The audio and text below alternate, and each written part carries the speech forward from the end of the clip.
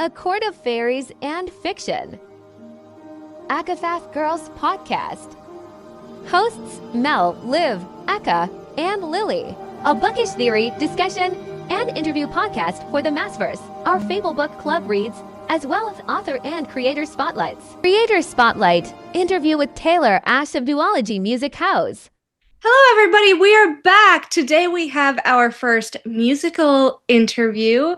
We are interviewing Taylor Ash, a lovely composer of music scores for books and indie films and other collaborations. How are you today, Taylor? We're so excited to have you on the podcast. I'm good. Thank you for having me. It's so great to be here and talk everything books and music. Oh my gosh. We've been fangirling so hard, like for a month. You have no idea.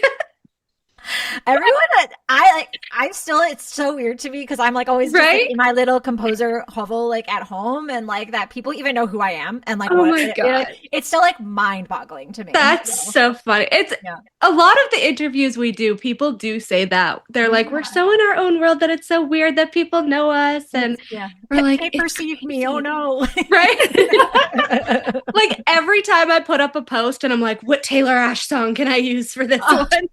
I legitimately. I'm so honored. Thank you so much. Oh my gosh. It's just, they're so perfect. I love it. Thank you.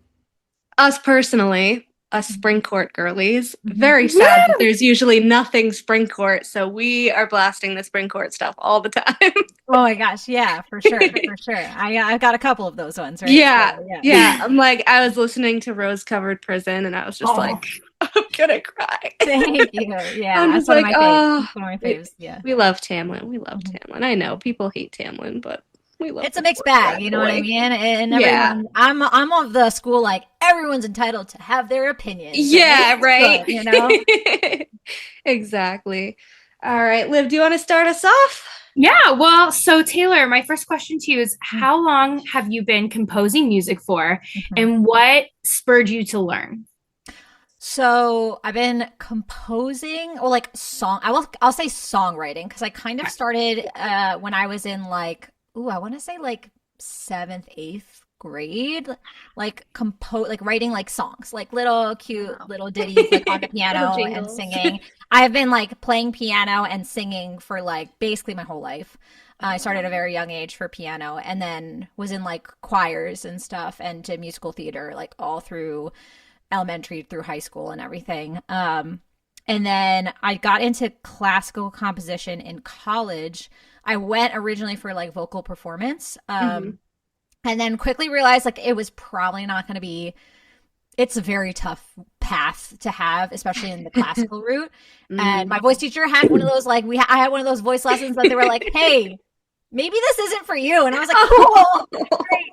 Honestly, biggest blessing, because like I really reevaluated, and I was like, you know what else? I'm here. I'm at music school. What else can I do? And I was like, songwriting. So I kind of dove into that, like classical there. And then kind of, I kept going for like a while. I took a couple years off music because I lost my voice for like 2 years. Oh, that's a whole nother story. Oh, no. So, but then came back to it, and that's when I like kind of the real journey began with like getting into like podcasts, themes and book themes and that kind of thing. 2020 when we all like needed a hobby, that kind of thing. Yeah. Yes. Yep. So, it like really just took off from there, huh? Like Spotify and like even your social media blew up. That I noticed. I was like, oh my gosh, she's blowing up. That's so awesome. It's been a crazy journey, and I would never. I'm pretty sure. So. I think I saw you on social media around 2022, like after I read ACOTAR. Okay. Yep. Yeah. And then I was like, are there any like ACOTAR themed like fan stuff? And then I was like, oh my God, there's music. Yes. Yeah, there was only like a handful of us back then. Yeah. You know, like Kelsey and I think Lindsay even was after me, like maybe like a year after me. But like there was only a few, and now we've got a lot of musicians. A lot. So it's cool. I love it. I think everybody, has their own voice. Exciting. Yeah, it's super fun. This whole fandom is very creative. For sure. I think another composer is, I think her name is Victoria. I can't remember. Victoria Carball. I'm good friends with Victoria, actually. So we performed together before, and I'm writing music currently for her book that she just wrote called A Great and Powerful Tyranny. It's like wicked Narnia, but make it lesbian. It's amazing. Oh my gosh. It's fantastic. Love. Yes! For Victoria, Queen. Oh so my we're working God. on her like main theme and a couple, I'm working with her directly on a scene from the book. So Oh my gosh. she's amazing. And she was in the space in like 2015, like early. Yes. Like, Mhm. I always joke with her. I'm like, you're the queen of book talk music. Like, I bow to you. Oh That's my when I God. got into ACOTAR is like 2015, 2016, Yeah. 2017, that whole blur area. Yes, Blur. I know it's all a blur. Truly, It's all a blur. Yeah. Truly. Oh my gosh. Well, now I know who to go to for my book whenever it's finished. Same. Yes. Same. Yay. Always here. I know we have three. You're talking with three aspiring writers here, Taylor. So we've got a lot of like Amazing. business coming your way. No. We're already writers. We're aspiring okay. authors. Amen. Aspiring author. I cannot wrap my head around writing a book, so I am literally always so astounded when people choose to do. I'm like, I don't know, and I'm sure you guys are familiar about music, but like, I'm just like, oh, it's so cool, so It's cool. the way I do not have like a musical brain or like a language brain. So like all these people who can do all this stuff, I'm like, all I can do is write. Like that's all I got. That's not all you can. Like, that's a superpower, okay? Please. Yeah. So like, Yeah. it's crazy. It's crazy, but it was. I know. I was on Taylor. I was on your Instagram this week. I was creeping on you, like majorly, and I was just I was creeping on it, and I'm watching you, and I'm looking too. Like it's incredible how you can play piano and guitar. You have all these like instruments. I'm just amazed. Oh, how do you master that? Like, do you? I am not a master of anything. Really? No, I don't feel that I am. I think I'm like, it's like, technology helps a lot because like I have an orchestra at my disposal with these, like we call them VSTs. So they're like samples. But like I try to incorporate live instruments as much as I can. So like piano, I'm super comfortable with. I would consider myself like proficient in the piano. Yeah. And then like I played violin for years and years in like high school, but then kind of dropped it. But I can still like get by with certain things. Luckily, like my business partner Lindsay is like an amazing violinist, so I usually I just we love the violin. But, love the fiddle. Yes.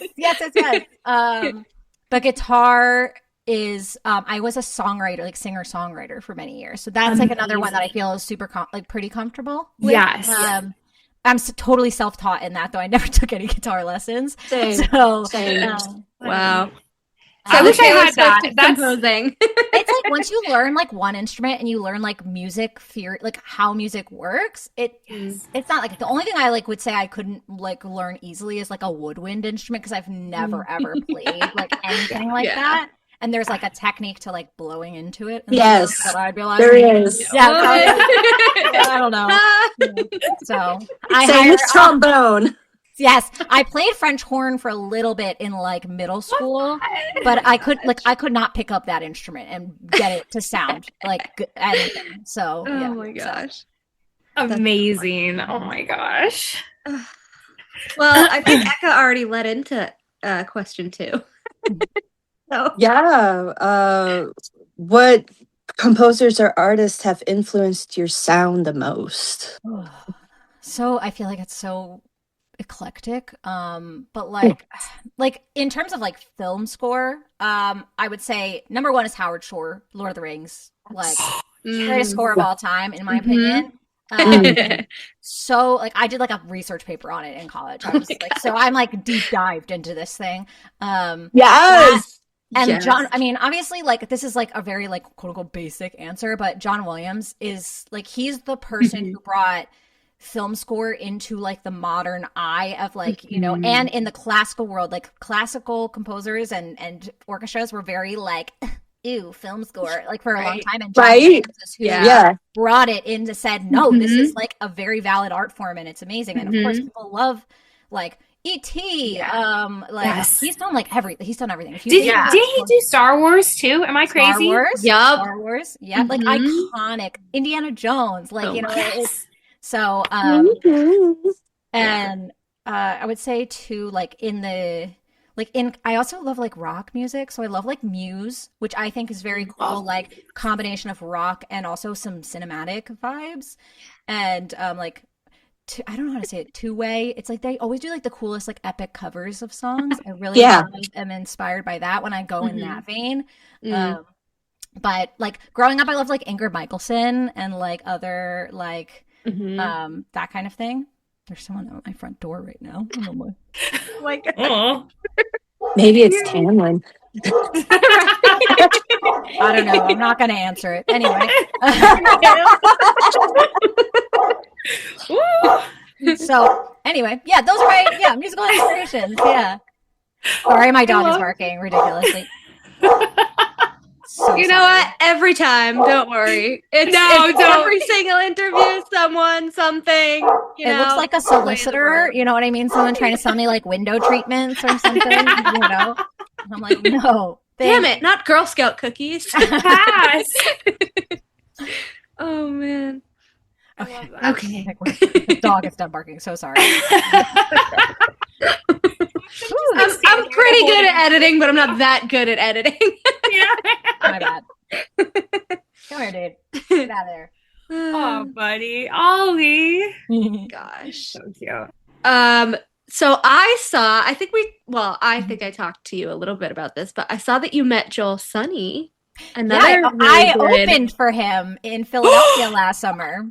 Yeah, that is insane. Crazy. That was an insane situation. Yeah, he like messaged me like that July because it was in August. Wow. And then I didn't hear anything for a while. And he like was like, "Would you be open to opening for me when I'm in Philly?" And I was like, "Hell yeah!" Okay. Amazing. Like, so like I hadn't heard anything, and it was like the week before, and they were like, "Yeah, like we can fit you on," and I was like, "Okay," and like had very little information, almost like didn't even get a sound check, which was oh my God, I was like freaking out. Yeah, but it was super fun, and he is so sweet, nicest person. Oh my gosh, like which you like love to hear, you know? Yeah, it's like like I feel like it's nerve-wracking meeting someone who you like. Is quote unquote famous, basically. You know, 100%. Like very like down to earth, very sweet. So yeah, that was super fun. Very like I can't believe this is happening. Yeah, kind of I saw that picture and I was like, oh my God, they met each other. That's so cool. It's like two of our favorite people. Oh my gosh, thank you. So crazy. One day we'll collab, I'm sure. Right? Hopefully. Yeah, one day. Yes. Yeah. But yeah, he's so busy. Yeah. Specific request: if you guys ever travel for performances, can you please come to Phoenix, Arizona? Like literally, I'm just gonna drop that in there for Phoenix. you. I have family out in Phoenix. Austin, come all the way over here. Oh my gosh! If you're ever, Oh my gosh. Oh my gosh. If you're ever out here, you have to like let me know because I will. I'll be like, I will. We need to hang out. Absolutely. Me and Liv will be like doing this in the crowd with our phones. You got to get VIP tickets, and then I can live vicariously through them. Right? Oh my goodness. Oh my gosh. Absolutely. No. Yeah. I mean, hey, if you have an in with Joel, and you know, we would love to have him on too. Absolutely. Yeah. So my question for you, Taylor, is when did you know that you made it? And had to like create your own, because we were on your Spotify channel like listening to all your music. Tell us about that. How did you know? I like it's so weird because like I don't think like I know I have these big numbers and like I have made it in a sense, but like I think it's just like the artist's brain where I literally I have to remind myself that I have to celebrate my wins instead of just being like cool and then moving immediately on to the next project. I have a really hard time like I think because I'm like. And I think this is like a kind of a woman, like being a woman in the industry is like, we like try to like kind of make ourselves like not small, but like I'm like I don't want to be like someone who has an ego and somebody who talks about. So I'm always just like yay, okay, and then move on to the next thing. And so it's like a hard thing for me to be like, yeah, I made it. Like I am, So, but I think there was never an aha moment. I think with it, it's just kind of been this like slow and steady thing over the past. Oh gosh, it's been what like 4 years now, right? And I think so actually, you know what? I will say when I got to Lindsay and I last year in like October got to work with Critical Role. which is, I don't know if you guys know Critical Role with like I D&D saw that people. little thing and I was gonna ask. Yeah. And our music was played at Radio City Music Hall. And so that was like, and then it was played subsequently, it was aired in theaters like across the country. So that was a very lifelong like, dream, surreal, right? like, Oh my gosh, god! I got to buy a ticket to go see a show that had my music in it. You know what I mean? I don't know. It was like very crazy. Gosh. What? So that was really cool. It was very I'm cool. just saying it right now. Like, if you are not a part of the ACOTAR show, no. If it ever comes to fruition. Like, I know. Oh Come my on, God. guys. Yeah, like, I Margot know. Robbie, hello. Yeah, someone pick What's it happening? up. I know. Right?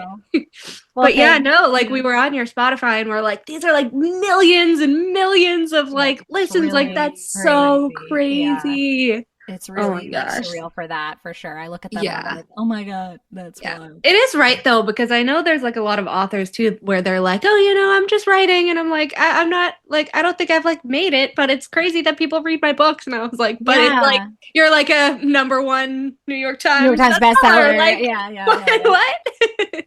But Yeah. I think it's crazy, you know, Yeah. the way that, you know, we tend not to think of ourselves in that way. Yeah, you kind know? of have to like force yourself to like take a minute and celebrate, like, because I mean, this year has been like rough in terms of like a lot of lessons learned for like some clients that we've worked with and everything. And so like sometimes we're like so bogged down by things that we're like, wait, like look at how far we've come in the past year, and like really like look at it in that sense, and it just totally reframes your mind and like allows you to kind of like lift that off a bit, you know. So and I was telling the girls, I was for like, everybody, just like take a second sometimes and like look at the path you've walked down. Yeah. You know what I mean? I'm like, this has to be like our YOLO year. Like, just go for everything. Like, the worst that you can be told is no. Like 1000%. That's how I live. That's definitely how I live life. Be Delulu. So I'm like, just you be Delulu. Delulu. right? So I was like, we're gonna ask do all this. the cool people to come on. I'm gonna ask people for collaborations. Like, I'm just gonna go for it. Like, worst they could say is no. 100%. Exactly. So. Yeah. Love it. So this question is actually, I think it was originally a question that Eka had for one of our first interviews, and we kind of like kept it because it's a really cool one. But do you have any rituals like in the studio before you begin to create like a score?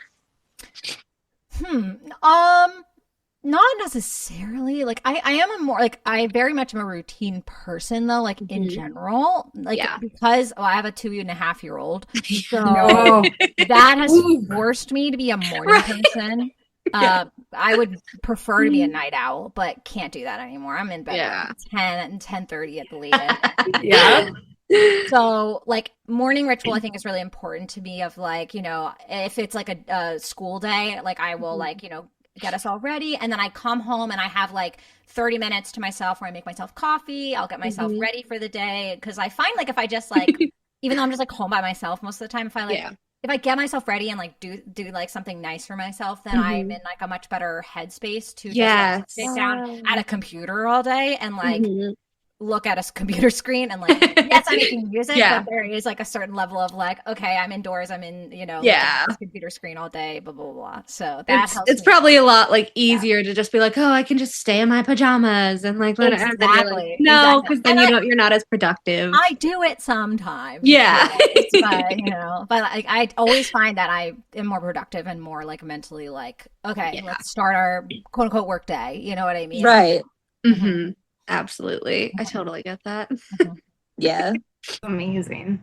So then okay, so this is something I'm always fascinated by, is like, what does your setup look like when you're composing? Like I see everything looks so beautiful and organized. Is it like that when you're like composing, or do you have all your instruments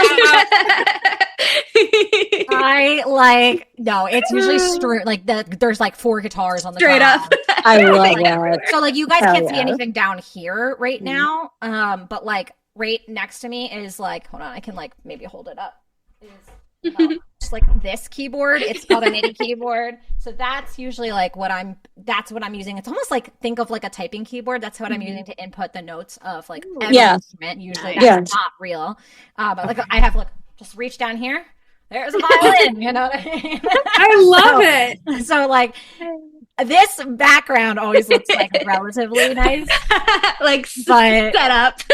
yeah, things get chaotic in here for sure. Yeah. Do you have your 2.5-year-old come in there too and kind of like try to touch your instruments? Yeah. Yes, That's so very cool. supervised because there is a lot of breakable things in here. Yes. Yeah. She has like one specific guitar that she's allowed to touch, and then the other ones I'm like, absolutely not. My husband Here, is a have a drum. musician. Yeah. Yep. So yeah, but she loves like playing on the piano and stuff. She recently got really into like violin too. But violin's very fragile. So Yes. Lindsay ended up getting her a toy violin, and like the other day we were like, she was like, "Mommy, you play piano and I play violin," and we played piano and violin together. It was so, I mean, it sounds awful, but like, you know what I mean? Right. It's To her, it sounds cute. beautiful. It's very Yeah, cute. exactly. It's so special. Like, I love that. You know Like, what? You'll I don't be ever on want tour to together one day. Yeah, I I don't want to know. force it. I'm just like letting her explore it, and like if she's interested in it, eventually, we'll get her in lessons. that That's kind of so thing. cool. I love that. Oh my gosh. God. You know, one day she'll do the same thing. She'll be like, my mom taught me everything I knew. Oh, You gosh. know? Yeah, We'll have both of maybe. you on when we're in our 60s. Yes. Oh, I love that. Right? You guys in 20, 25 years? Yeah. Right? We'll be here. Nothing else to do. So how do you know when a specific like score is done, or do you just kind of like work it until you're like, okay, I can't perfect it anymore? Yeah, it's Or more I'll drive that. myself It's crazy. definitely more that, I think. Like, and then like it's so funny because like my most popular song, of course, is the ACOTAR theme. Yep. I hate it. I hate it. I hate listening to it. It's terrible. I'm like, this is trash. Like, and I'm like, it's of course my number one song and I'm like, so every time someone new comes to my Spotify page, I'm like, just go down a little bit. Like, I have much better music now. Oh like, no! It is. That is. You the love nature of it. the beast. I know. It's like my own, like, I know I can do this better now because like I have so much more experience under my belt with like the technology. Do a remaster. I've thought about it. It's maybe around ACOTAR 6-7 times. Exactly. Revamp. We'll be ready. Yeah. So because I feel like my style has changed a bit since then too. From like a little less whimsical, a little more like dramatic and not serious, but like still like there's still fantasy elements. Yeah. In it, but I mean, we love the ACOTAR theme because I feel like every other song from like anybody else, whether it's Joel or Lindsay or whatever, any other like ACOTAR theme that is created now, the Night Court people steal it. And they're like, no, it's Night Court. It's Valaris. And so I'm like, the A Court of Thorns and Roses one is very Spring Court as it should be. Because it's And about that's why we love it so much, because we're like, even like Luminary, which was supposed to be for like summer solstice time and whatever, all the Valaris people took it. And so now it's just Valaris' song. And I'm like, but it's not. Yeah. Stop. I see what you're saying. I see what you're saying. I It definitely really has Spring love, Court vibes. I really does. love that True it's the whimsy. whimsical book one vibes. And I think that's what people love about it, because even though, yes, a lot of people are Night Court, they love the Night Court, whatever, it kind of brings you back to the first time you read it. Yeah. And the when you're first so young and naive. and like the first Yeah. story that got you into the series, So we love the Spring Court vibe. We loved the whimsical. We love your dramatic stuff, but we love the whimsical too. Thanks. So. Thanks. It is Yeah. not I awful. say the It's same beautiful. thing about the song that was given to Farah under the mountain. That was Tamlin's, not Rhysand's, and I will die on that hill. They take everything. They take from us Spring everything. people. That's so funny. Oh my gosh. You know what? And it could be for that's yours. You know what I mean? Like you could just that's yeah, absolutely. Taylor, you got to do a very specific. You got to do another spring theme for us. Like it'd be now like that I know, sure. Or yeah. Tamlin Tamlin song. song. Yes, do a Yeah. back. I know you have Rose Covered Prison, which I think was Tamlin's song. Yes. Yeah. Technically Tamlin's theme. Yeah. I would consider it Tamlin's theme. Yeah. But there's other scenes in there that are interesting. Like I think him that- just playing like a really sad violin. I would probably like start Yeah. crying. Yeah. But, like, I don't want to cry. Do the happy I want to one. be happy. we I want want to be to be happy. I mean, I want him to get the his pool own scene, the mate. starlit pool scene, where Yes. he uncovers her eyes and he Yes. makes me. Yes, that one. I cool. love that one too. Yeah. Oh my gosh. Oh my god. So But, yeah. let me ask you this. What is your Mhm. favorite? I know this is not going off of Yeah. our question. What's your favorite score or song that you That's have? in there. Is it? In there. Yes. Oh, Yes. Somewhere. It's fine. We can skip. Do my it. favorite Sorry. of my own music Of your or- own. Okay. It's usually whatever project I'm like currently working Currently on. working. Fair. But like, What was the other one that I Graveyard Full of Roses? Is that what it The is? Rose in a Graveyard. Rose I in know a Graveyard. So many Rose songs. Yeah, I loved that one one's too. I based love the on that one's based on Manacled, actually. Love Manacles. But well, Alchemized now, right? Yeah. So, but That one's pretty too. yeah, that one is that. I really do like that one. I think though, like one of my favorites and still kind of stands is my one for Sarah A. Parker's When the Moon Hatched, which is The World Began with Five, which is like the prologue of like introducing all the gods because each god has like a song and then we like wrap them up and then it's very like I think Lord of the Rings cinematic. Like I'm really proud of that one. So that's still one of my favorites. Also like The Yielding, which is for I do really love that one. I'm very proud of that one. I spent like 9 months on that one because I was like I just That's like a whole baby. it is a baby. It's like it is a baby. It's a whole baby.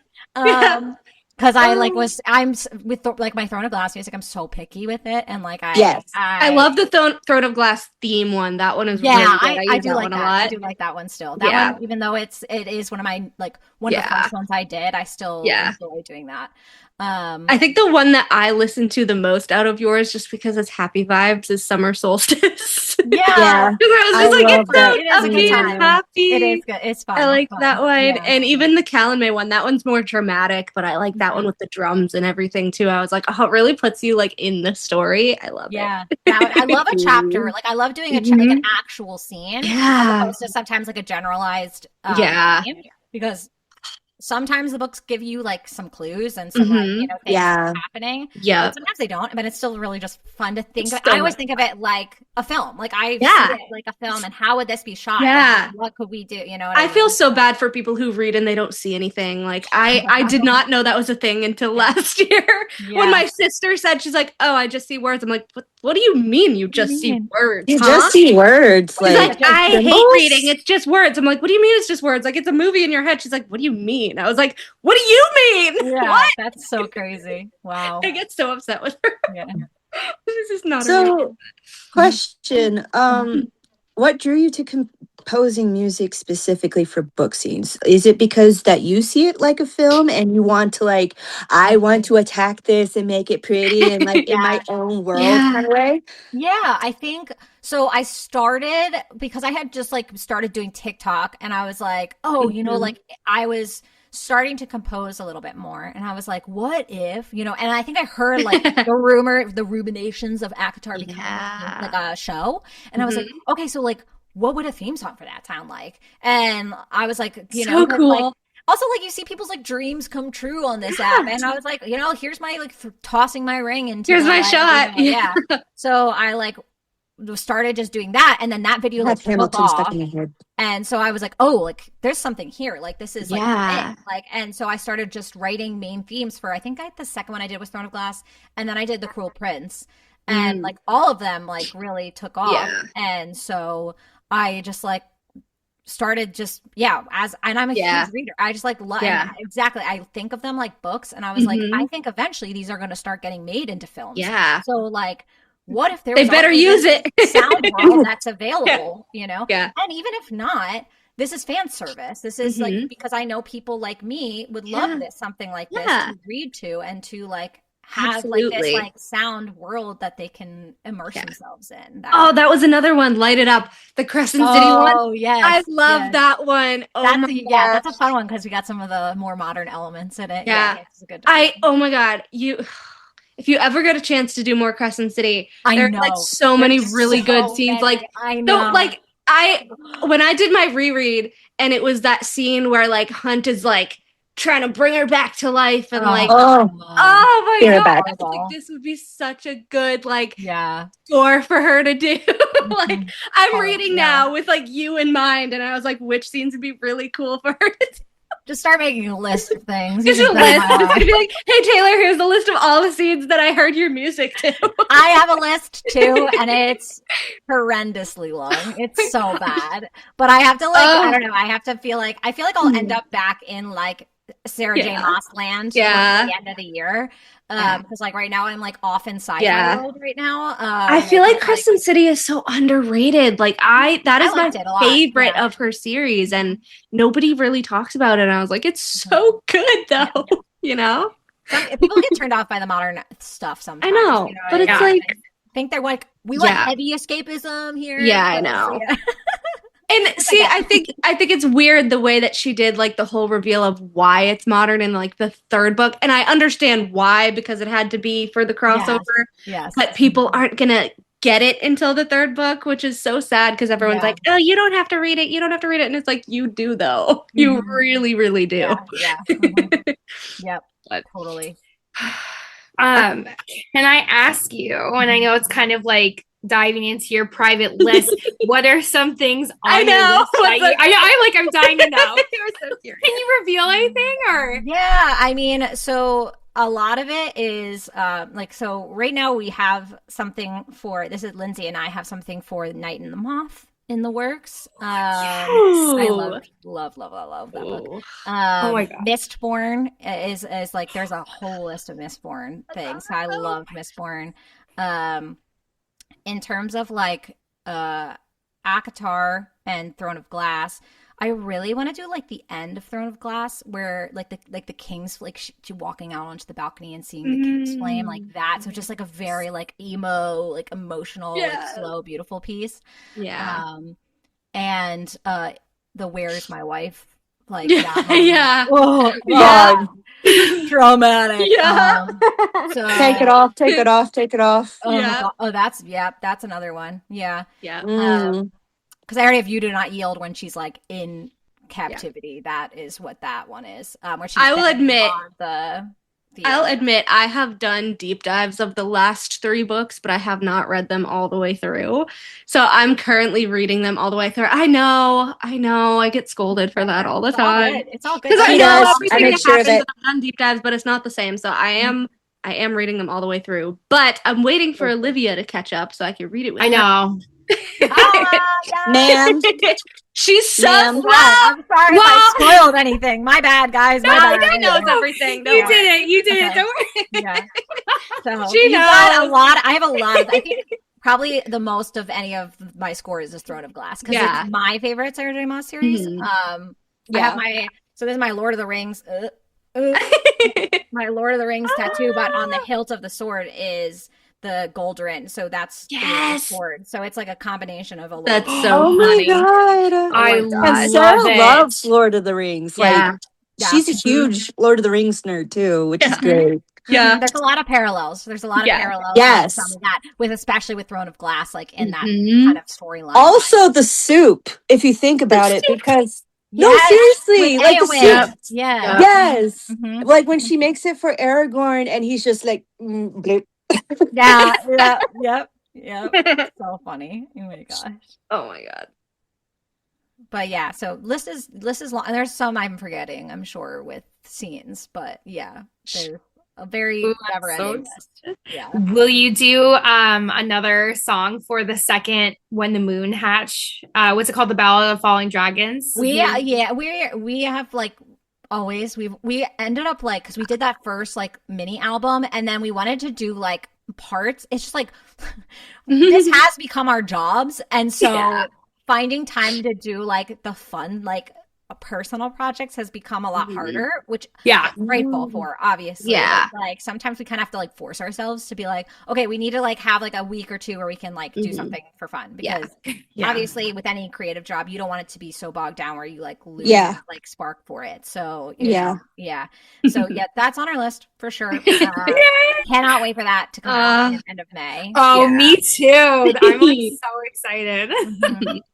Well, while we're talking about it, so we don't cut you off or anything, do you want to talk about your collaboration with Lindsay? Because I know that that was a thing that you wanted on the poster and you wanted to talk about. So you have the floor. So Lindsay Dill's music, if for anyone who doesn't know who she is, she's like become one of my best friends over the past 2 years. We joke that we're like the same brain in two bodies. You know what I mean? It's like, yeah, like it's actually We'll crazy. say the same thing. Yeah, we met like through like online, just like commented on each other's like TikToks, and then all of us, and then like met.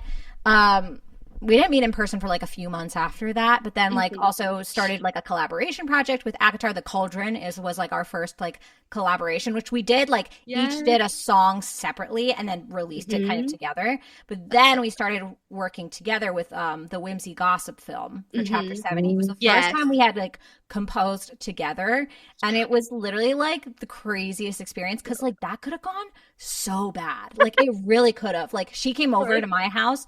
And we had like 3 days to score this film. It was crazy. It was a crazy time. It was a crazy deadline. So lots of coffee, thrown into the fire together, and then like having to create with someone who you don't know super well yet and how their process works. It was like we were completing each other's sentences, completing each other's phrases. Like we'd sing the same thing with like at the same time while we were like, what's going on? And then I was like, what the heck, man? So it just like ended up being like this magic. Twin flames. Yep. So eventually we like kind of came up with this concept of Duology Music House.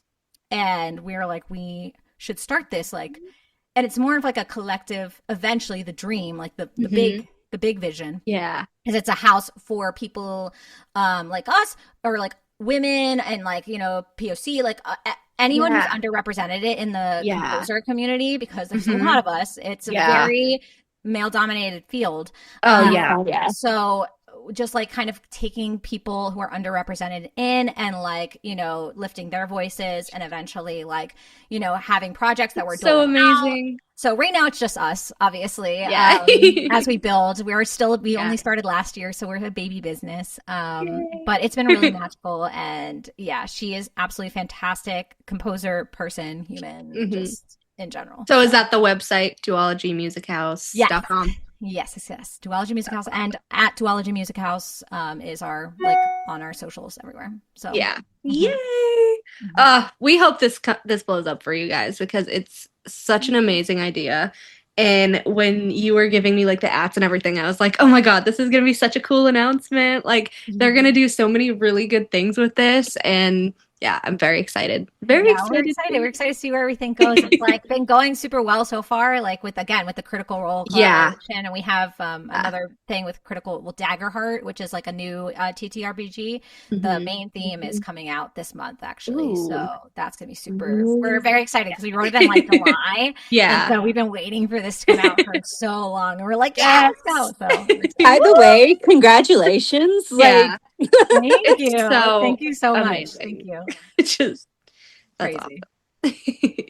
So, okay, for those of us who don't know what TT, tell me what that is. Oh, sorry, tabletop role-playing games. So, like Dungeons and Dragons. Yes. I feel like there's a big intersect with the book community with that because it's just like imagination with your friends. Like, you're just Pathfinders, and it's collective storytelling. So, I always say if you're a reader and you can find a D&D group, I'm sure you're gonna love it because it's so cool. And I'm like I'm someone who in high school thought that would be like the nerdiest thing ever. Right.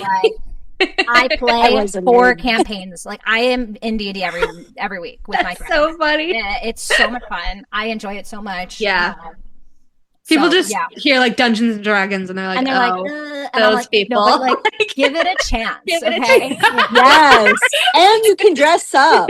And you can dress up and cosplay as your character. Yeah. And you can like add a funny voice and like nerd. go like these crazy things. 100%. Like you can take it as far as you want to take it. I think that's the beauty of it.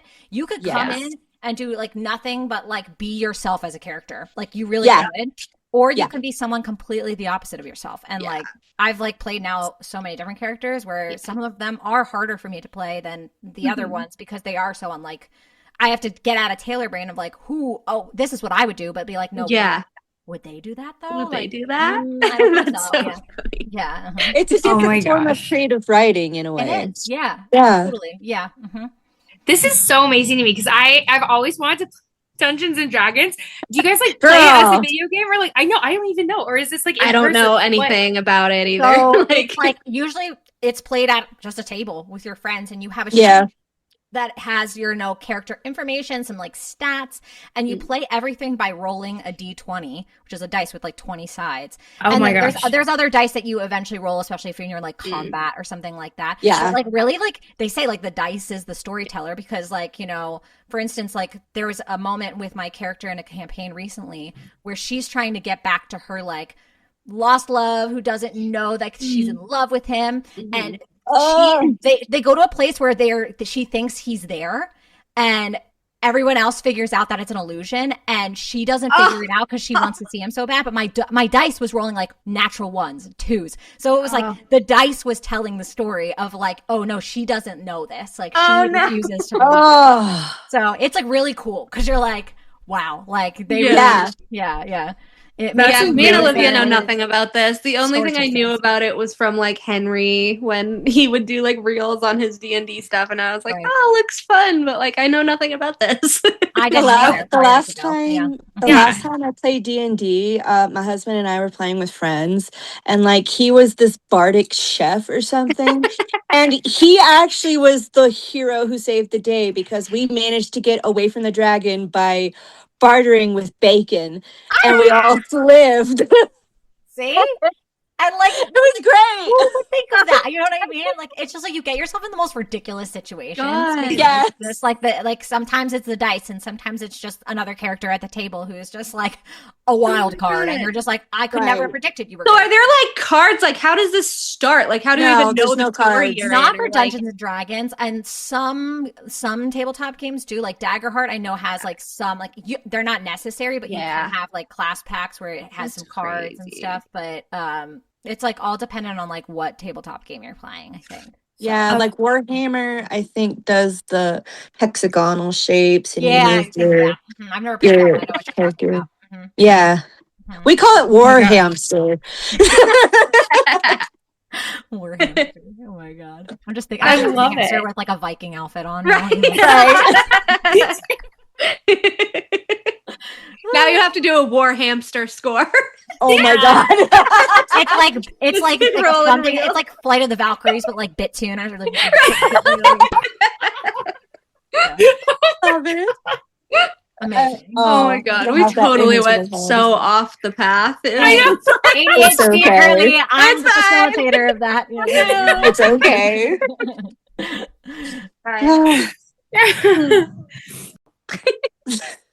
So, do you start with melody, harmony, atmosphere, playlist, mood boards? Playlist for sure. I love to get inspiration from scores I think sound similar, Yeah. or like to what's in my head at least. Yeah. I try not to listen to too much music because, like, again, it can then start influencing things by accident. You know? Oh yeah. But like every Yeah. artist is influenced, Everything, and yeah. it is what it is. You know what I mean? Yeah. So like, I remember I released Reaper of Mars, which is my tarot from Red Rising theme, and everyone was like, "It sounds like Dune. It sounds like Dune." And I was like, "I was listening to Dune. I don't know what you want from me." Oh my god! Also, that's kind of in my head what that Yeah. word sounds like. I'm Yeah. sorry, Hans Zimmer takes all of it. I'm like, Hans Zimmer, Yeah. man, I love you, Come but on. like everything. We're working on a pirate film right now, and they're like, make sure it doesn't sound like Pirates of the Caribbean. And I'm like, Caribbean. Oh my god. You're like, and well, I'm like, what the okay, heck? well, but they're like still Pirate pirates, is but pirate, not yeah. pirates.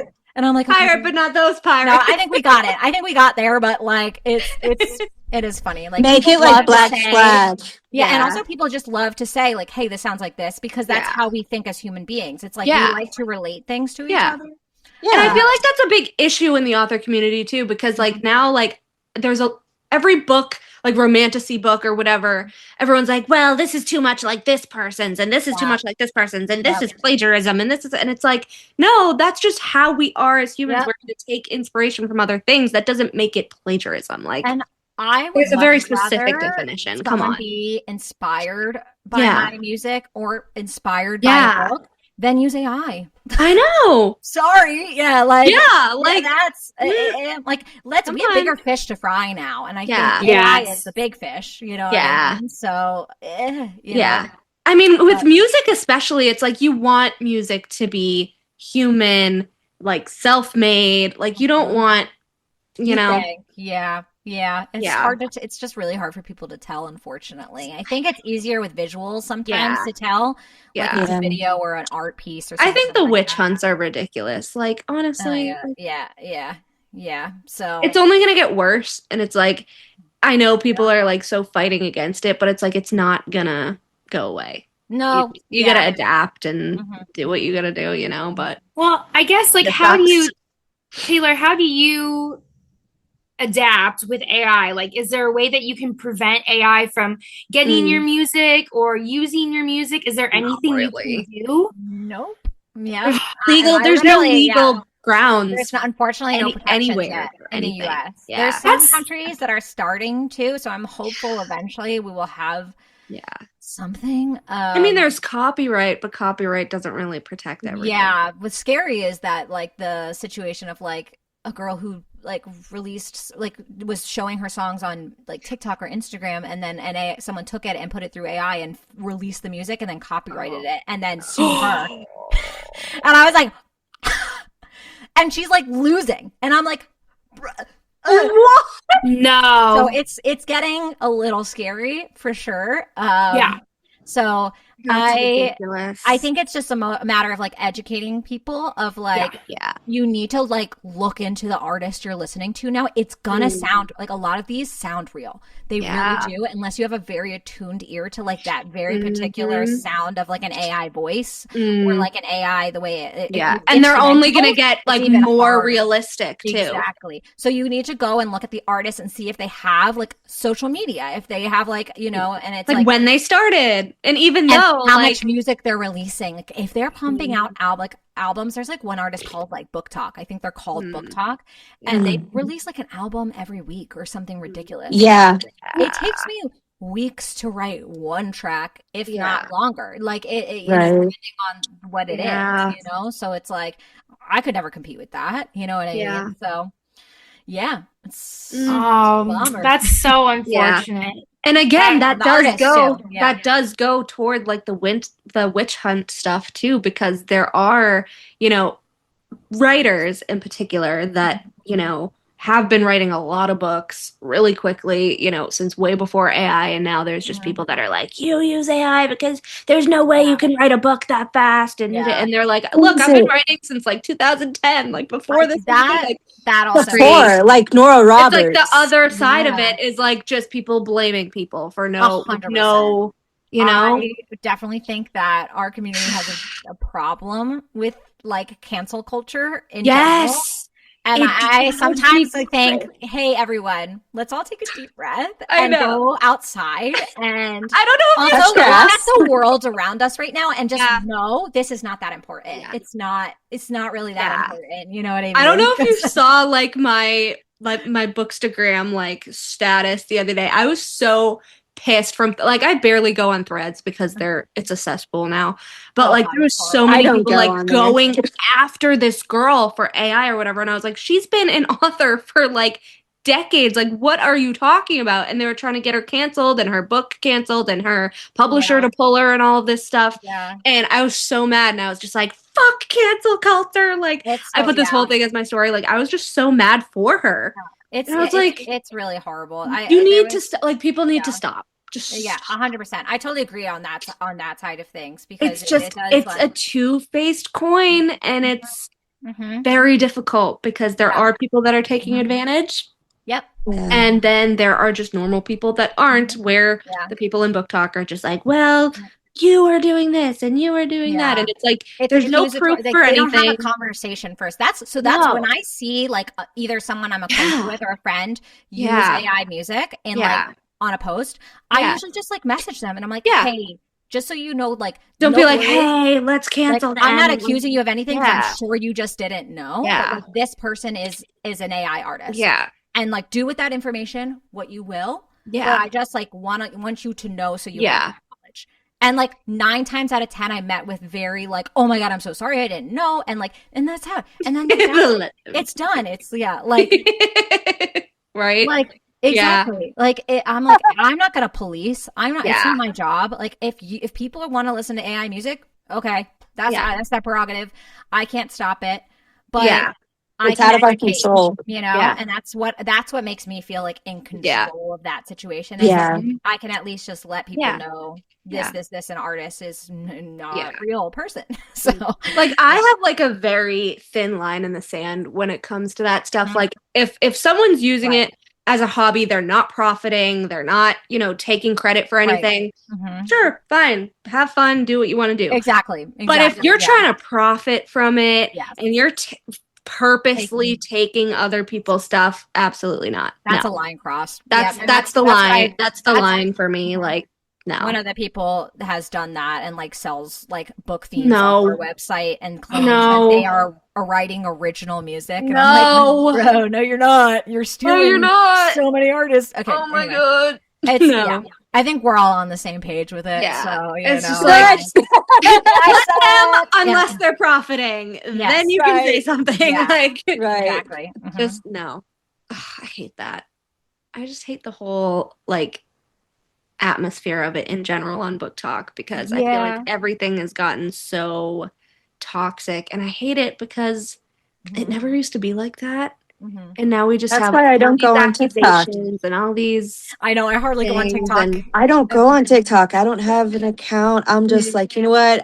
My piece is more expensive. Sorry. That's why I pop into Threads and pop out of Threads. I pop into TikTok and every time I go on Threads, I regret going. I regret it so much. And then it's like you just end up arguing with people, and then you're like, why am I even arguing with these people? I don't even interact. I just am like, okay, I'm gonna go now. That's enough for me today. It's enough internet for the day. I'm gonna close that. I'm a very stubborn person. I get dragged into that so easily, and then I'm like, fuck. I love watching it, kind of, though. I love watching the drama. Bystander. You're like, Taylor, I'm like you. Yeah. I'm just like, oh God. Drama. There's been so much the past year, you know, we don't have to get into any of it, but like, I'm just like, the community has gone through it the past year. They're still going through it. People are still crazy. Like, upwards of like threatening authors and their families. Like even that's Sarah J. I'm like, guys, this is if you don't write this ship, we're gonna go to your kid's school. I've seen that on Reddit. Yeah, that is hard. If you don't write A Lane with Azrael, I'm going to Taryn's school and I'm gonna tell him to tell his mother to do something smart for once. And I was like, what? That crosses so many boundaries and laws. It was a whole Reddit post, and it was a popular one too, where they're like, if she doesn't do this, and I was like, what the fuck is happening? No wonder she doesn't like interact. I know. Like, I get it. Like, I know. Like that. I get it. Like, this is why she's not engaging. Like, yikes! Oh because people are fucking cracked. So real. Now so I don't get it, but yeah.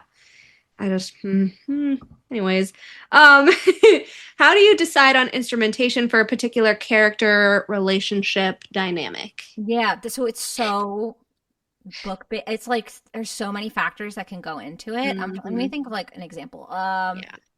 So like I try to choose like instruments that I think of that person with. So like for Feyre, let's use Feyre as an example. Yeah.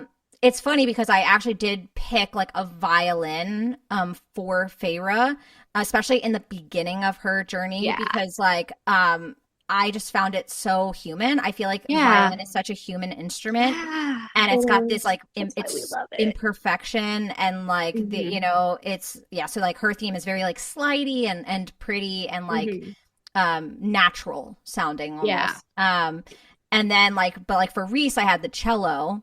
That baritone. That kind of like slidey cello. But then and then Tamlin's is piano. And also like and strings as well too. So, you know, but it's totally dependent on like sound world creation is like if like say I was creating for Mistborn, and if you guys aren't familiar with Mistborn, the magic system is based on like they ingest metals, and then they can control metals and like control things with these metals. That's crazy. And so like it would be super like I would probably sample like coins and like things and like include those in the score and That's sound so cool. and like try to include as many like I love anything. One thing I love is Easter eggs, like things, hiding things. Oh my God, me too. I love Easter eggs. Like hiding things in my scores that relate to the books. So like I remember I wrote for a comic book called Redback, and it has in the beginning it has Morse code that spells out red, which nobody would really know. Yeah. So like I love that. So, things that nobody would like, actually know unless I explained it to them, but like I know. So I know. But I know. So I love that. I love that. I told Polly, one of my friends, she's beta reading the first draft of my book. I told her, I was like, oh, there's so many Easter eggs on my author page. Like you would have no idea, but I know. Yeah, but I know. Whether it's like a song or like a picture or a caption, a hashtag, like there's so many. People love a good mystery to solve. You know what I mean? Yes. It's so much fun. I think they're so much fun. Totally. Yeah. So how do you translate like emotions, scenes, like battle or like a love scene? Right. And which of those are your favorite to translate into sound? Yeah. Oh, that's a hard question. Like I think like translating emotions is so much to do with like harmonically what's happening. So like a love scene is going to probably be like kind of a mix of major minor chords because love is so like all encompassing, like almost bittersweet emotions. Like it's like so strong. It's almost like overwhelming but also so beautiful. So we want like that beauty to it. So that'd be a very specific series of chords. Like battle is almost like so much less harmonically moving. A lot of times you just have these like dum dum, like same very actiony, like, very like moving, very there's a lot of rhythmic elements to it. So like in terms of favorite though, I mean, I do love a good battle scene because it's fun, but I think I love just writing beautiful music and like things that are just like I find pretty. But I love a good challenge too. So if it's like something that like if it's a film, it's something that's like timed really weird that I have to like work around, or there's like rapid shifts of emotion where you're like have one piece of music but it's like rapidly shifting to match those emotions throughout that scene.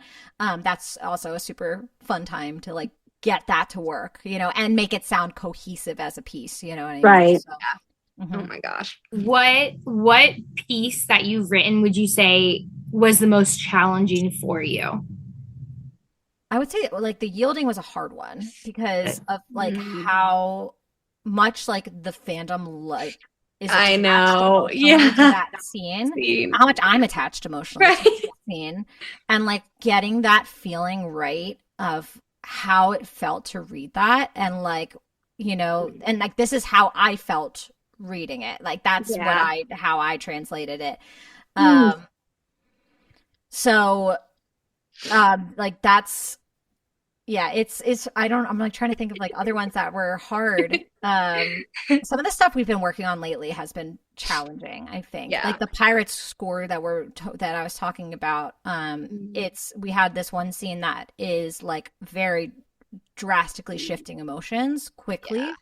And we think we got it, but it is fun. It's like I can't wait to hear it now. It's great. It's a great film. Wait, when does it come out? We don't know yet. You don't know yet for it yet. That it's kind of going through some revisions right now. So, but we're hoping over the summer, maybe. We'll see. What the vibe is.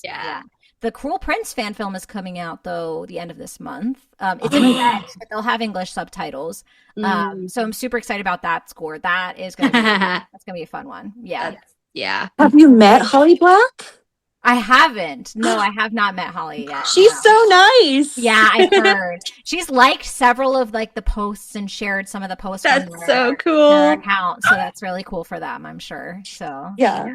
That's amazing. Oh my God. I love Cardin. I know.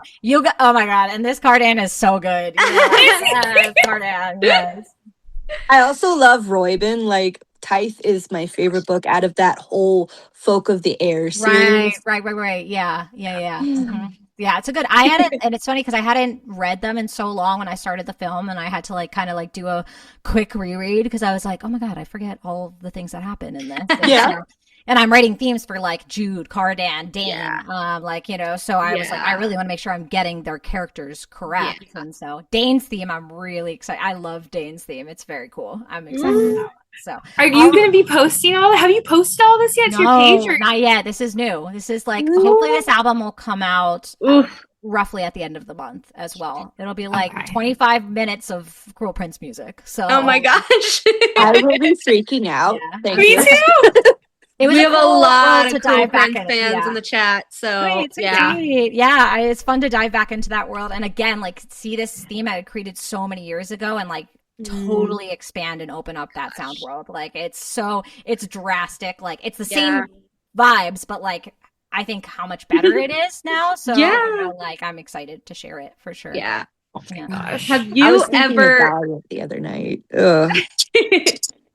have you Poor ever Val. scrapped an entire piece and started over? Yeah. Oh yeah. For sure. What How led many to that times? decision, and which one? Recently we're doing a scene and like we like got like we kind of like mapped out almost the whole thing, and like we were just like, this just doesn't, it just didn't feel right. We were just like, Didn't work. it's not vibing, it doesn't feel like the right emotions. It's like so we were like, I think we just like we have still like the melody ideas and everything, but it just needs to be implemented differently. And then like there's like I started writing a Starfall piece at one point, and I really liked the beginning of it, but then I got into the middle section and I was like, again, it doesn't feel right to me. I've never come back to it after that, you know, so maybe one day I will go back to that. Like stars, like I know. Yeah, like the beginning chimes, is it's got this very sparkly, very the sparkly, like, yeah, like, Love texture. sparkly songs. So I guess I didn't completely scrap it, but like it almost is completely scrapped because it's really just textures at the beginning. So I was gonna say, do you like put them in like a folder to like reuse certain sections for other songs later on? Or sometimes, like sometimes I'll come up with like a theme and it just like never sees the light of day, and then I'll just steal it for something else if I feel like it works for that. Yeah. That's kind of where like Divine Rivals, the Vows in the Dark. You said it. Liv is obsessed with Divine Rivals. Yeah, Vows in the Dark. I had that little piano. That was from a piece I wrote in college, and I was like, this works so well for this though, and I'm just gonna steal it because it's I stole it for myself. So like, that's so funny. Yeah. So that's so fun. Yeah. So that's kind of how that piece was born. It's very different from the piece I wrote in college, but you know, the general idea is very similar. So, and Lindsay and I co-composed that together. So she also had a lot of input with that. Yeah. She's the violin. Oh, so good. Yeah. I love it. I'm like going to be spending so much time on your social media after this, just like all day. I know, right? Yeah. Yeah. Legit. Thanks. Oh my gosh. What is the best song that you've created that, you know, has given you the best reaction that you like to re-listen to a lot? The most visceral. Yeah. I would say The Will of the Many piece is called Voluntas Mortorum. I also was a very challenging piece it wasn't a challenging piece to write. It was a very challenging piece to mix and like get the like hits, like to feel like boom, you know, like in your face, and, like in your chest. Like, it just like it wasn't hitting for a while the way I wanted it to hit. And so that like I was back we have something in music called the car test where you take it, like I'm listening in headphones or speakers most of the time, which are designed for all the frequency levels, but then you have to think like surround sound in AirPods and listening in their car a lot, so you have to test it on those speakers to make sure that you're not things aren't sticking out differently in those speakers. Oh, that sounds so fun. Yeah. It's probably my least favorite part of the job, actually. mixing is not my favorite thing ever. I Oh would my rather just gosh. like compose and like eventually I'll probably hopefully be able to afford a mixer who I could just send Yeah. things off to after I'm Yeah. done composing. It'll save me so many hours of my time. Right. So much more time to compose for fun things. So, but yeah, so that one, I really love the way that came out. I think it's like very like spot on for the book. Yeah. So I really enjoy listening to that one sometimes when I feel like it, you know, but yeah. I have like I'm a excited. really like I'm excited for this new piece that I'm working on right now though. So, yeah. Yeah. yeah, new stalking tell us page. more. Sorry, what was it? Go ahead, Mel. Oh, I said we were going to be stalking her page for it. Oh yeah, I'm posting about it probably in the next day or so. So yeah, it's different. It's like it's a trailer version of a song, so it's got vocals, which I don't do a lot of vocals, but I like to do it occasionally. You know, so that was like another question. I don't know if it's on the sheet or not, but I was going to say like, do you plan to release any music like with your own vocals? So I do pretty much anything that you hear that has vocals are my own vocals. So the one that I've done that is like similar to this one, it's like a trailer cover is Blue by Billie Eilish. That's like it's like also like a trailer version of that song. But like and then I recently last summer released Wild and Free, which is a much more like folky kind of like that kind of vibe. So I occasionally dabble back into songwriting because like it's part of my bones. I have this song for oh God, I forgot the name of the book. Was Sunrise on the Reaping. Thank you. Okay. Yeah. That's like a point from Lenore, point of view from Lenore Dove. Which I have all the lyrics for. I just have to like actually take time to like record it and like do it. But again, when I have free time, which is very which is very little. We're just like throwing all these things at you. I Taylor do this and Taylor. And I would do it. I would do it all. All I need is like 3 months of uninterrupted composing time. I was gonna say, and on top of it, you're a mom to a toddler. Like, when do you even have time for this? Like, that's amazing. Yeah, I mean, this is my job now, so luckily I have like the quote unquote 9 to 5, 4 days a week. So that's okay. So that's generally what I do. But momming on top of that is momming is a job, very hard job. So I love it, but like you know. It's it's hard. How many like requests do you get like through your website? Like how many like I don't know how to put it, but like do people ask you a lot of the times to do like personal scores for different things, and do you get a lot of those types of requests? I get so typically it's usually authors and or filmmakers reaching out. But because I've never, at least through my website, I've never gotten like a hey, like could you do this piece like for this book? You know, a lot of times it's just like in my comment sections on social media. They'd be like, you know, the other day someone asked if I had a strength of the few with the will of the many theme, and I was like, no, not yet. I just got this one. I'm so sorry. Has anybody ever been like, oh, like for example, I write a lot of fan fiction.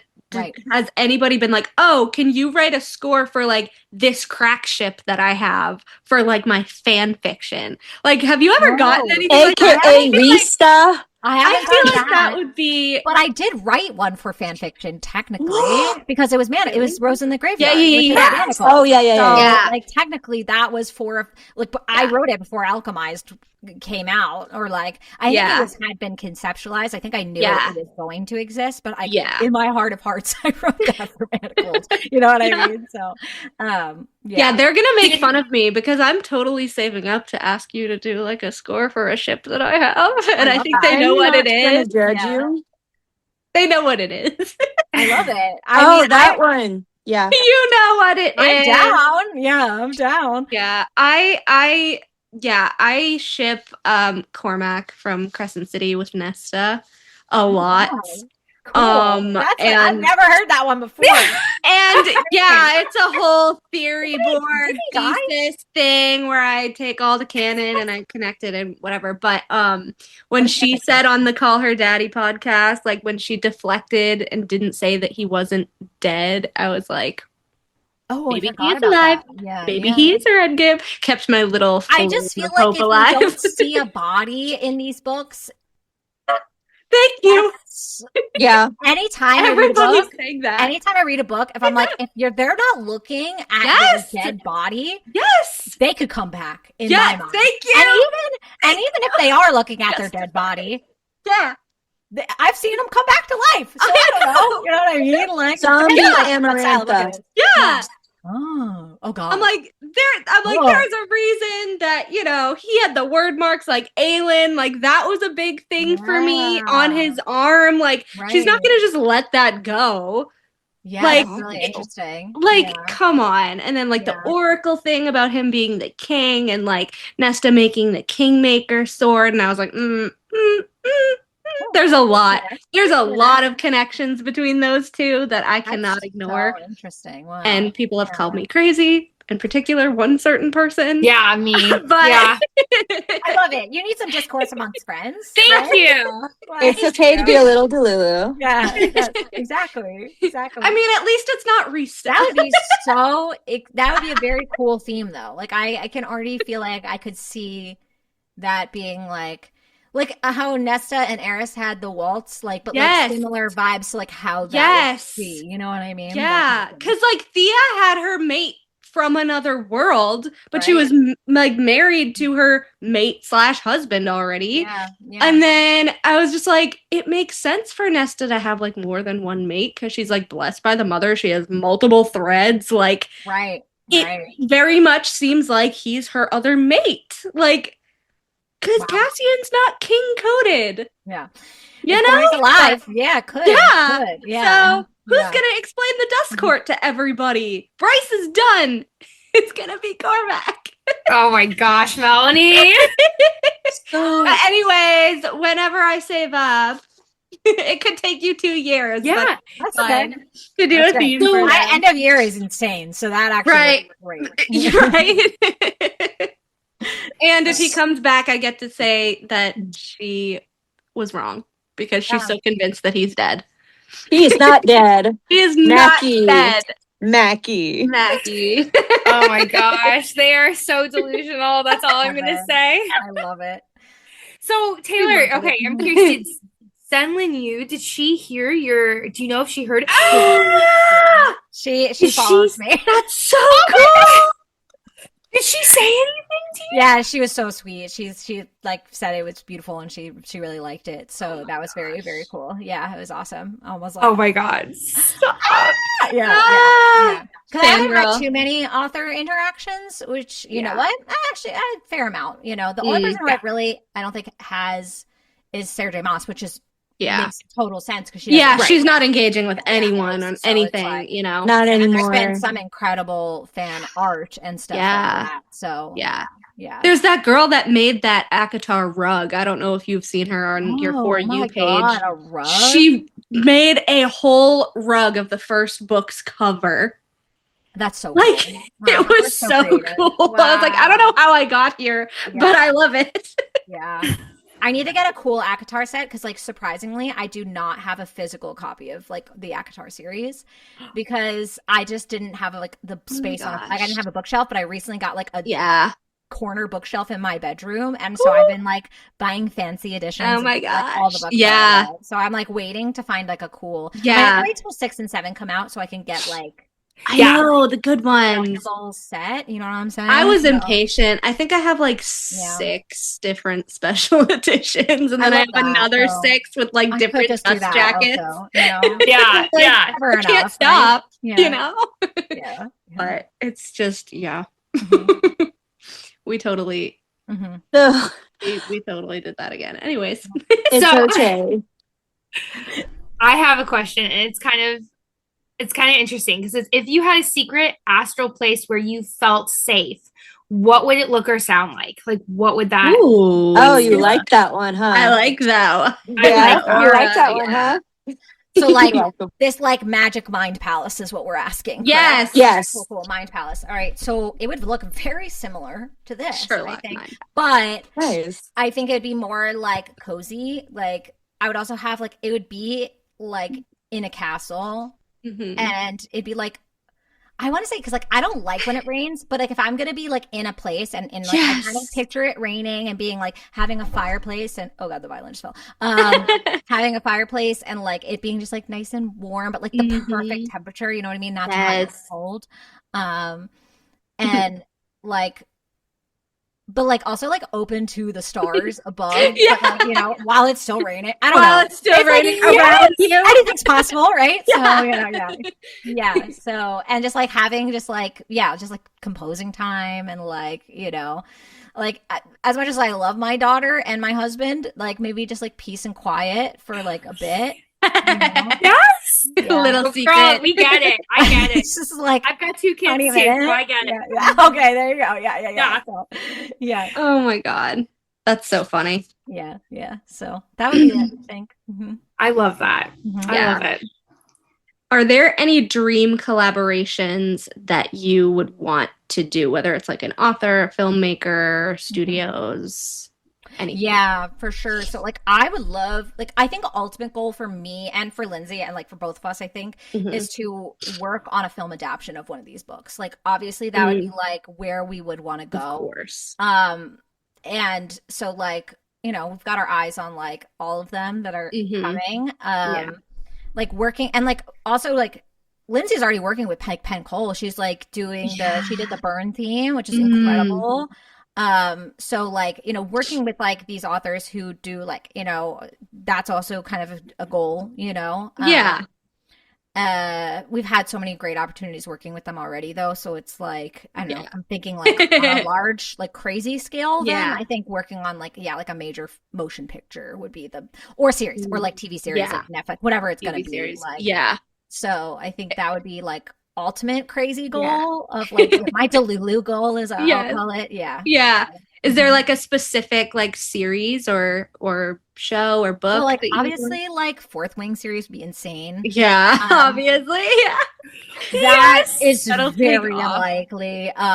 Will of the Many is being made into a film, so I do like would love even if I'm just on like the music team, like not the Yeah. like main composer, but like so like the Yeah. way usually these things work is like there's There's the a main whole- composer and there's usually a couple Yeah. of like co-composers who like Yeah. help on the music team. So like Mhm. that'd be a great level for me to be Yeah, in on right? that. Like I will help. I'll come up with a couple things for y'all. Right. I'll have to keep So- you in mind. Yeah. Yeah. Now we just So- get to repeatedly at Rebecca Yaros on your social media. I don't have Put her as on the much, and I show. feel bad because I don't have a lot of Fourth Wing music. I have one theme for Fourth Wing. Yeah. I will not die today. Yeah. Yes. So I like couldn't remember the name of it. Oh my gosh. But I would love to write more in that world because Yeah. I think it's fun. It's like because I think she was inspired by like Gaelic, Yeah. and, like Irish. So there's a lot of Yeah. like bagpipes and that. Yes. Kind of thing, which is super fun. But I don't know. Like again, I don't know her vibe. I kind of feel the vibe is more like taking pop music in. So, but there's always still scoring. Like there's always Yeah. like the shows that do have heavy like Summer I Turned Pretty. There's a lot. It was like a super pop. There has to be some influence. really cool like dragon theme, like Yeah, when yeah, Taryn is like exactly. first introduced or something. Like So yeah. So we'll kind of. I don't have like my hopes up for anything. That would just be like a crazy goal of like. right. I like Maybe it. I would feel like I Detached. made it then. I think that's what I Yeah. would feel like. Yeah, I made it. All right, all of us have got to do some work on her social media. No, you guys don't have to, but it's that's Um, for sure. It would be fun. Yeah.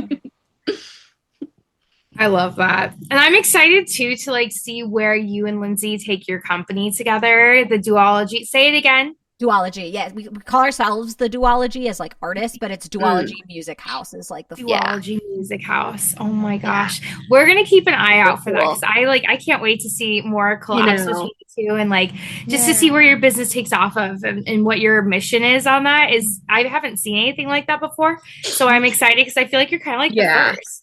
Oh, You know? thanks. Yeah, I am. right? Well, we try. I don't know if we're the first, but we definitely hope to be like leading a frontier of that, and, Yes. like, just like championing those voices because it's hard. It's been we've encountered it several times of like having lesser opportunity or like weirdly weird treatment because of being a woman in the industry and like Yeah. things that would not happen to our male counterparts happening to us, and it's like So yeah, we gotta fight for our rights. Women in male-dominated fields. Yes. Woo! Yeah, that's amazing. I definitely get that one. Yeah. So I think we're on the last one, right? Yeah. So what advice would you give to, creatives or anyone in the music field who wants to kind of break out into it? Yeah, absolutely. So two pieces of advice. The first one I've already said is be Delulu. Don't tell yourself Yes. no.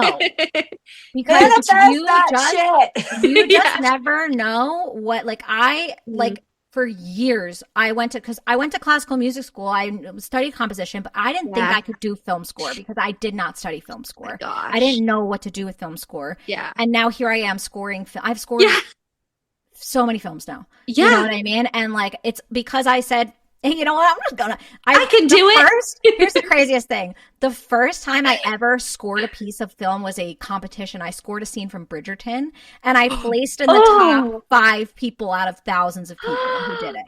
And I'm not going to say you're going to be amazing at what you're going to do the first go around. That was crazy. That was a crazy situation. Oh my God. Be Delulu, because if you tell yourself no and you don't try, it's never going to happen. Is that on your Spotify? And if not, you should put it on your Spotify. It's not. No. You should put it.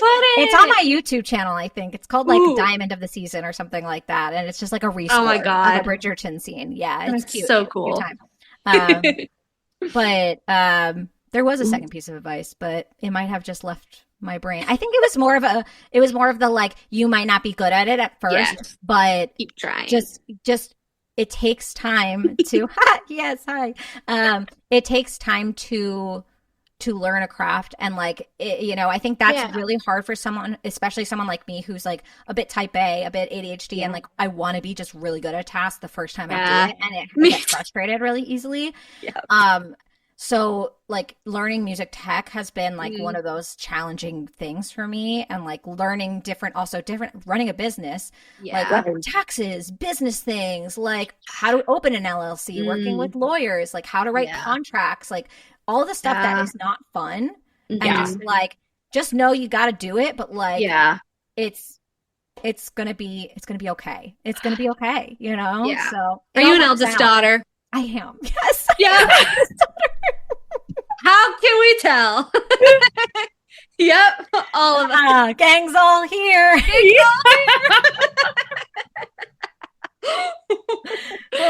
Oh man. Yep. Story of our lives. Yeah, it is. Mm-hmm. If I'm not good the first time, screw it. Yeah. No. Screw it. I hate it. I need to be perfect. I know. It's so rough. It's such a rough life to try to live your life that way. It is. No. Girl. No, don't. So what I'm saying is don't do that. Yeah. Don't do it. Don't be like us. Yeah.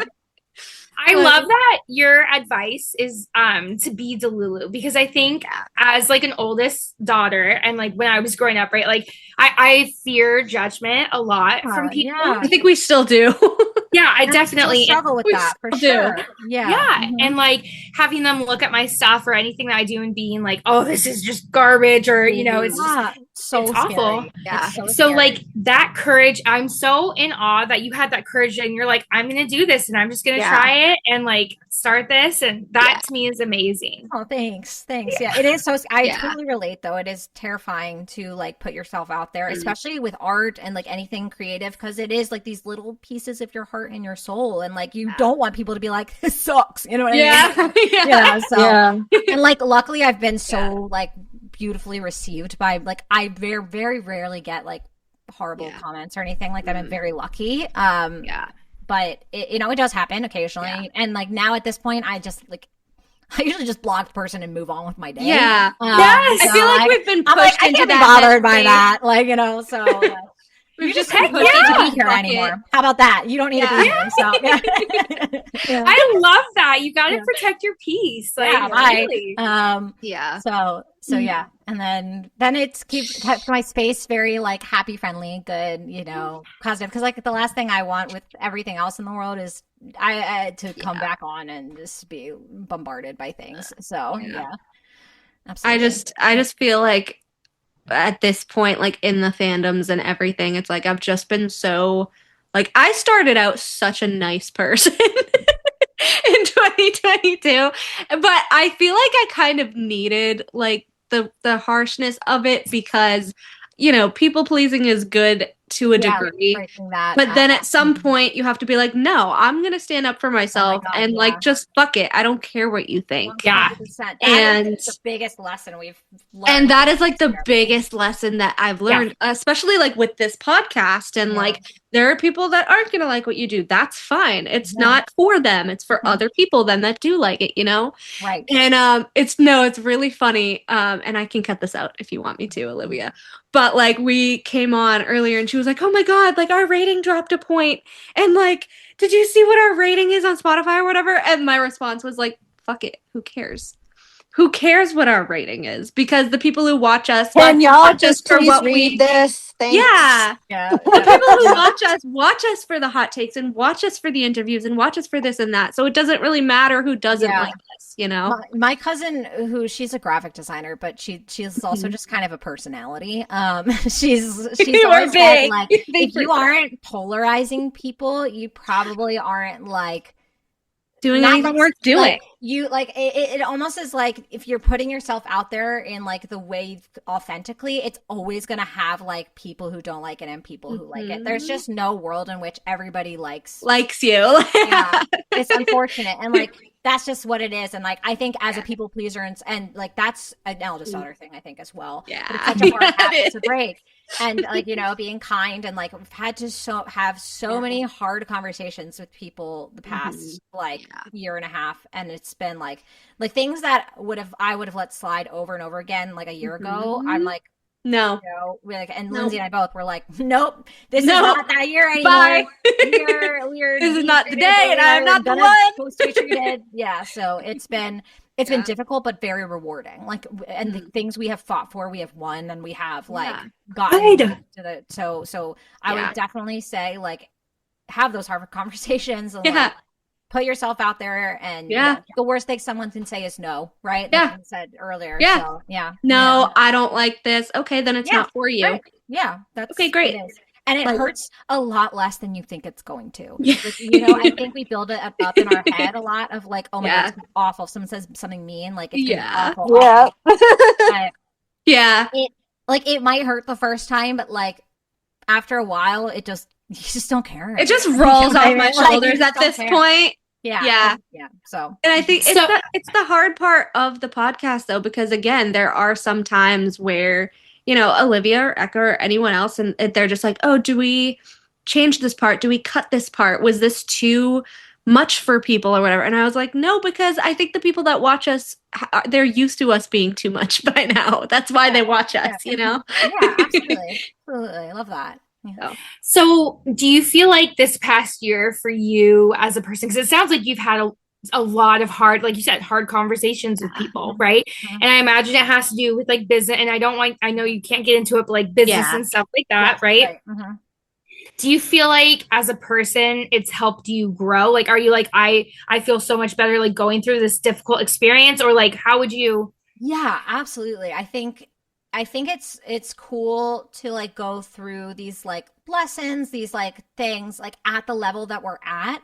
Because if we were ever to be thrown into something like on a larger scale, we already have these situations in our mind of like all the ways that things can go bad and things that can, or things can be taken advantage of, or things that, you know what I mean? So it's like, now we have like our like veil has been lifted over like what things can happen. And we've gotten, and it's all happened at what I would call relatively low stakes of like, you know what I mean? So like, now when things are bigger eventually, knock on wood, then we already are like, okay, we know we want this and this in our contracts, and like this is like non-negotiable, this is like this we can negotiate on, blah blah blah blah blah. Like both of us being very clear on like what we want and what like how to run things that we're protected, and we're because music is so complex with like rights and all this stuff, and it's like all the things. I would much rather just like happy-go-lucky create with people, but unfortunately that's just not the way the world works. I know. And so it's like, Yeah, it can be rough sometimes for sure. Yeah.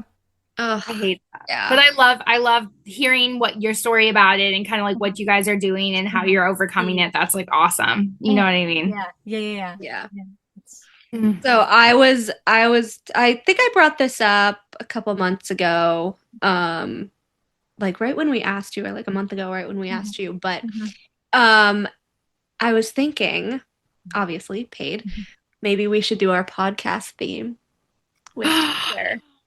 Yeah. Would you ever do a podcast? Oh my God, I do them all the time. Yes, I just You did. really? Yeah. What was the podcast I just did? I just did. I'll send you. I'll send you guys the link to my website that has all my podcast themes on it. Yes. Oh my gosh. Okay. Because I legitimately just like threw it together on CapCut like one day, and I was like, it would be so cool to have the score like before the voice order. Yeah, absolutely. Or Voiceover. underneath. Some people do it so it's underneath. So Yeah. depends on just how long you want it to be, for sure. Yeah. Oh my God, I'm We so have to excited. do it. I will get you everything you need. We have to do it. Yeah. So yeah, they're fun and they're quick. They're usually really easy. Yeah. So yeah, because it's usually like. I know you prefer dramatic instead of whimsy, but No. I love podcast themes. I feel like are always whimsy. Like, I know, they're yeah. always whimsy. Love that. Yeah. I don't know, but we kind Do of you like gothic?